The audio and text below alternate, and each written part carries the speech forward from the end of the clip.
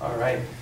Well, as you heard, my name is Kenneth. A little bit of background on myself is I am a nutrition with dietetics emphasis major here. And just what the proposition that I'm trying to make today is antibiotics from poultry manufacturers can have a negative effect on human health. And you're probably thinking to yourself, how is that true? Well, here, I'm going to go ahead and try to prove it to you with 3 claims. First one is antibiotic-resistant drugs in poultry affects consumers when found as a staple in diets. Second, top 4 manufacturers that still administer antibiotic-resistant drugs in poultry.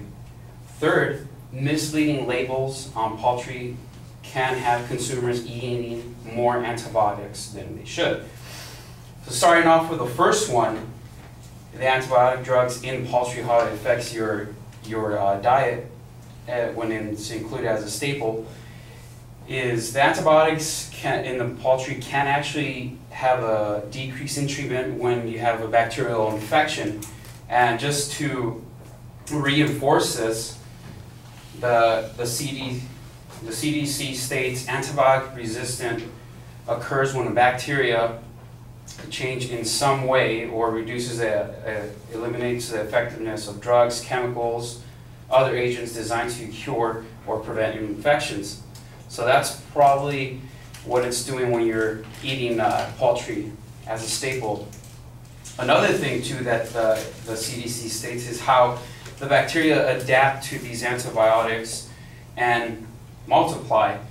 It goes on here with the CDC in their article, which is a questionnaire.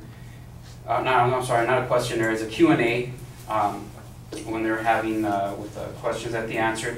The bacteria can actually survive and continue to multiply, causing more harm than they actually should have from the beginning.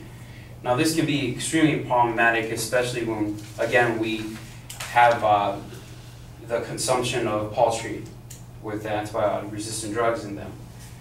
So the question brings, which companies misinform the consumer, which is the second point I'm trying to make here. The top 4 manufacturers still administer antibiotic-resistant drugs in poultry. Now, the ones that I will examine are going to be some of the most common ones you may or may not think that are out there, or maybe you don't really care. But the ones that are organic, conventional, or generic,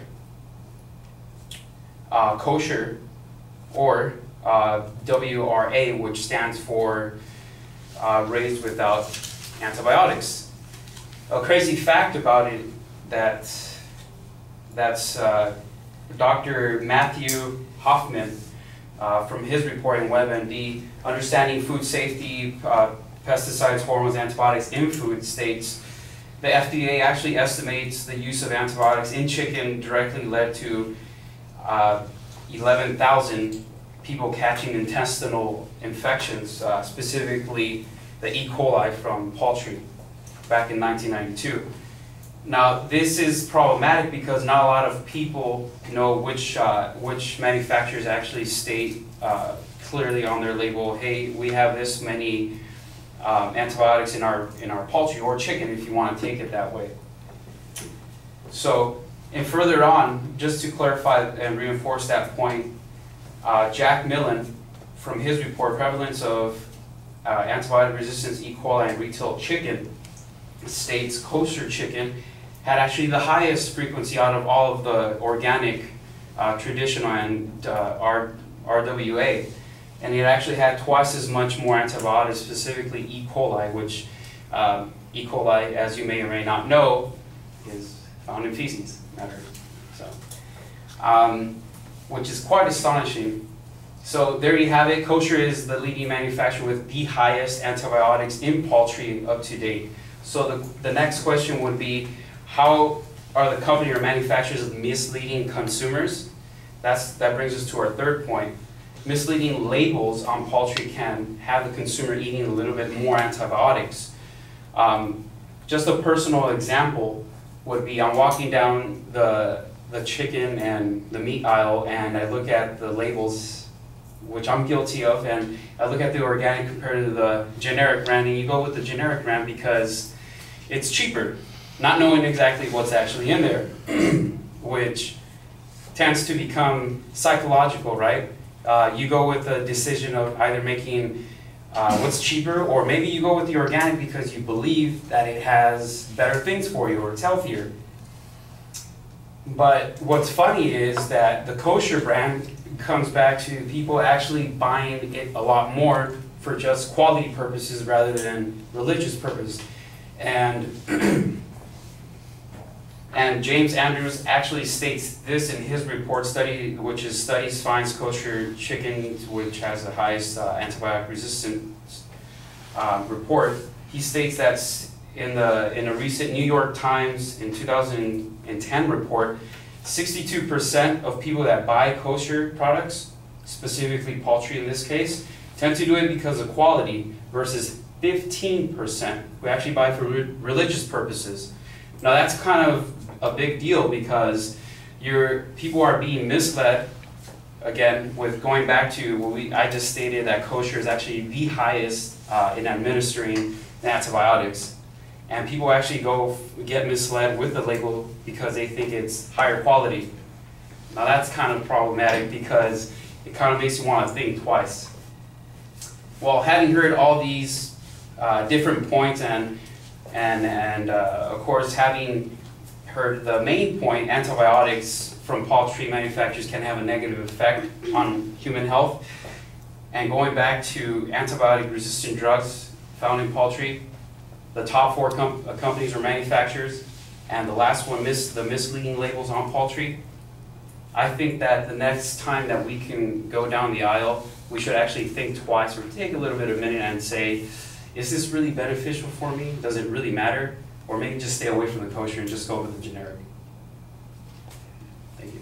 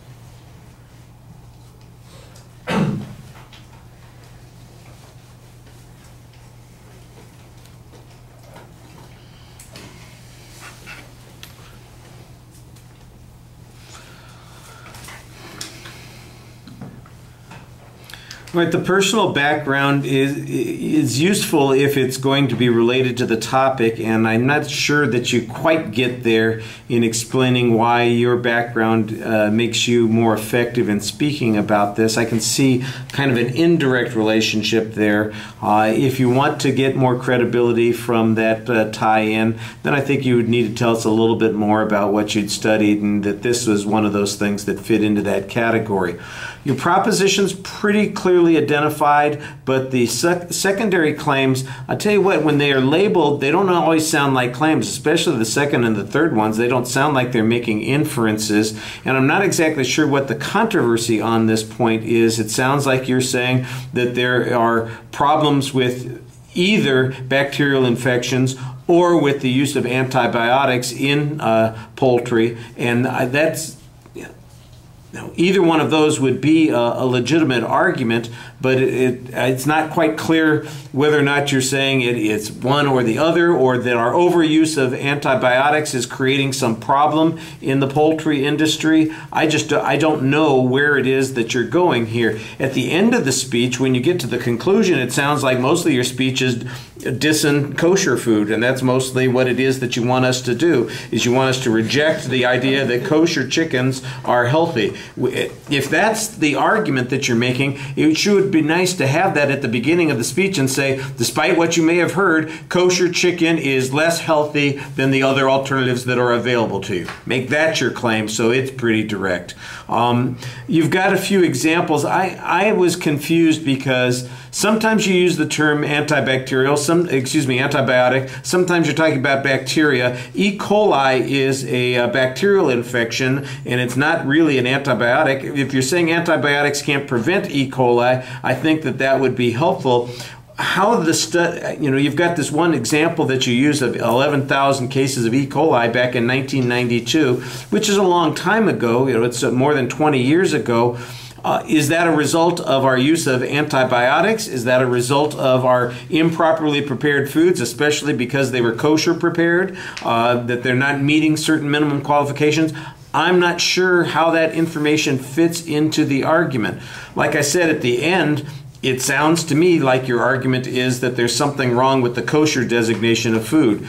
In that section where you're talking about the 4 companies and the 4 different ways that the food's being prepared, the only one that I hear being specifically talked about is the kosher, and it's not really about any individual company that's going on here.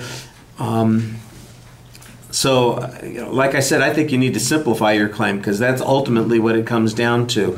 The presentation is a little bit awkward. You know what? I don't know that it's a pronunciation error. It's just so unfamiliar to me the way you said it. Paltry. That makes it, I wrote it down, paltry as opposed to poultry. It's just a slight difference in the way you're saying the sound, and it was freaking me out. I'm not sure that it's automatically wrong. It's maybe just a variation within the culture, but it threw me for a loop several times while I was listening to it.